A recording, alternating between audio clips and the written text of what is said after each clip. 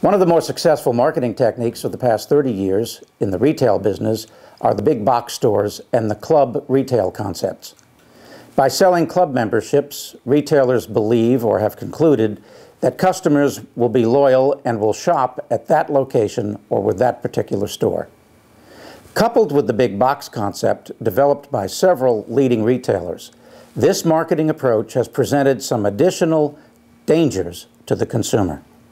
By operating extremely large facilities and displaying huge quantities of merchandise in a warehouse-type setting, the danger of objects falling off of upper shelves has increased. Many of the objects stacked far above the floor level are large and heavy. When they fall and strike patrons, the result can be very serious. Consumers attempting to retrieve an object themselves and even using movable ladders positioned throughout the facility have resulted in numerous serious injuries. Instances of injuries to customers occurring when store personnel have been maneuvering ladders, and even forklifts within the facility have also increased.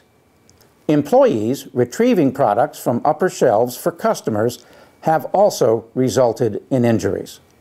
Some stores have relegated responsibility to stacking product in the stores to the supplier. The responsibility for how the product is stacked and the maintenance of the proper storage of the product may be shared by the supplier and the owner-retailer in these kinds of cases. The owner-retailer must act reasonably and should have a defined plan in place to routinely inspect the shelves to correct storage or stacking problems that occur as customers move product around to inspect or purchase them.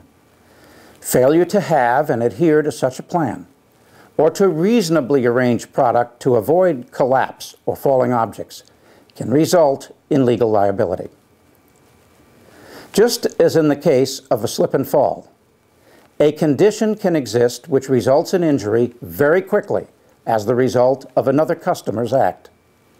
The store has a reasonable period of time to discover and correct that condition, unless they are specifically placed on notice that the condition exists and they fail to make a timely or adequate response.